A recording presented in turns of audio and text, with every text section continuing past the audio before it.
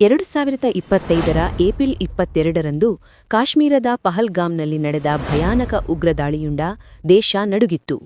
26 innocents ಪ್ರಾಣ ಕಳೆದುಕೊಂಡರು.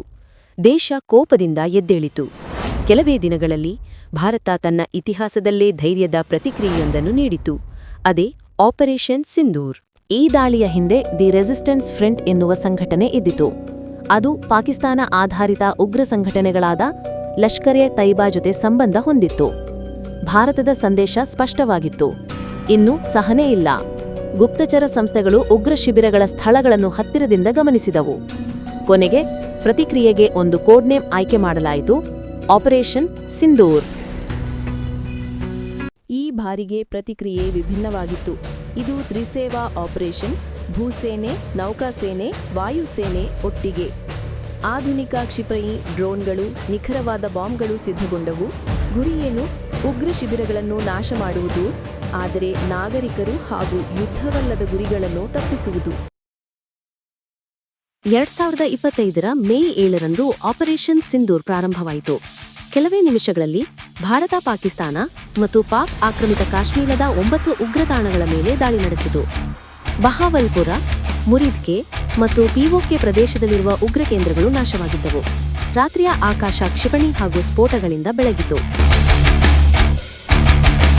ಪಾಕಿಸ್ತಾನ ಹೇಳಿತು, ಭಾರತ ನಾಗರಿಕ ಪ್ರದೇಶಗಳ ಮೇಲೆ ದಾಳಿ ನಡೆಸಿದೆ. ಆದರೆ ಭಾರತ ಸ್ಪಷ್ಟಪಡಿಸಿತು, ಕೇವಲ ಉಗ್ರ ಶಿಬಿರಗಳನ್ನೇ ಗುರಿ ಮಾಡಲಾಗಿದೆ. ಪಾಕಿಸ್ತಾನ ಪ್ರತಿದಾಳಿ ಮಾಡಲು ಶೆಲ್ಲಿಂಗ್ ಮತ್ತು ಡ್ರೋನ್ ದಾಳಿಗಳನ್ನು ನಡೆಸಿತು. 4 ದಿನ ಗಡಿ ಪ್ರದೇಶದಲ್ಲಿ ಉದ್ವಿಗ್ನತೆ ತೀವ್ರವಾಯಿತು. ಕೊನೆಗೆ ಎರಡೂ ದೇಶಗಳು ಶಾಂತಿಯ ಮಾತುಕತೆಗೆ ಒಪ್ಪಿಕೊಂಡವು. ಆಪರೇಷನ್ ಸಿಂಧೂರ್ ಸ್ಪಷ್ಟ ಸಂದೇಶ ನೀಡಿತು: ಭಾರತ ಉಗ್ರರನ್ನು ಸಹಿಸುವುದಿಲ್ಲ. ತಂತ್ರಜ್ಞಾನದ ದೃಷ್ಟಿಯಿಂದ ಇದು ಹೊಸ ಹಾದಿ. ದೂರದಿಂದ ನಿಖರ ದಾಳಿಯ ತಂತ್ರ.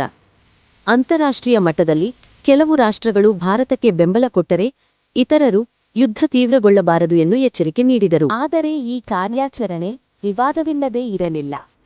ಪಾಕಿಸ್ತಾನ ನಾಗರಿಕರು ಸಾವನ್ನಪ್ಪಿದ್ದಾರೆ ಎಂದು ಹೇಳಿತು. ಕೆಲವರು ಇಂತಹ ಆಳದ ದಾಳಿಗಳು ದೊಡ್ಡ ಯುದ್ಧಕ್ಕೆ ಕಾರಣವಾಗಬಹುದು ಎಂದು ಎಚ್ಚರಿಸಿದರು. ಸಿಂಧೂರ್ ಎಂಬ ಹೆಸರೇ ಸಹ ಚರ್ಚೆಗೆ ಕಾರಣವಾಯಿತು. ಅದು ತ್ಯಾಗ, ಶೌರ್ಯ ಮತ್ತು ಭಾರತೀಯ ಸಂಸ್ಕೃತಿಯ ಆಪರೇಷನ್ ಸಿಂಧೂರ್ ಕೇವಲ ಸೇನಾ ದಾಳಿ ಅಲ್ಲ, ಅದು ಭಾರತದ ಹೊಸ ಸಂಕಲ್ಪದ ಸಂಕೇತ. ಉಗ್ರರ ಪ್ರತಿಯೊಂದು ದಾಳಿಗೂ ಉತ್ತರ ಸಿಗುತ್ತದೆ ಎಂಬ ಘೋಷಣೆ. ತಂತ್ರಜ್ಞಾನ, ಶೌರ್ಯ ಮತ್ತು ರಾಷ್ಟ್ರ ರಕ್ಷಣೆಯ ಪಾಠವನ್ನು ಈ ಕಾರ್ಯಾಚರಣೆ ಬೋಧಿಸಿದೆ. Brothers and sisters, operation Sindoor ಕೇವಲ ಪ್ರತಿಕ್ರಿಯೆಯಲ್ಲ, ಇದು ಭಾರತದ ಘೋಷಣೆ. ಭಾರತದ ಮೇಲೆ ದಾಳಿ ಮಾಡಿದರೆ ತಕ್ಕ ಪ್ರತಿಕ್ರಿಯೆ ಸಿಗುತ್ತದೆ ಎಂಬ ಎಚ್ಚರಿಕೆ. ನಮ್ಮ ಸೈನಿಕರ ತ್ಯಾಗ, ಧೈರ್ಯ ಮತ್ತು ದೇಶಭಕ್ತಿ ಇವುಗಳೇ ನಮ್ಮ ನಿಜವಾದ ಬಲ. ಇಂದು ವಿಶ್ವಕ್ಕೆ ನಾವು ತೋರಿಸಿದ್ದೇವೆ: ಭಾರತವನ್ನು ಮೌನ ಮಾಡುವುದು ಅಸಾಧ್ಯ. ಜೈ ಹಿಂದ್.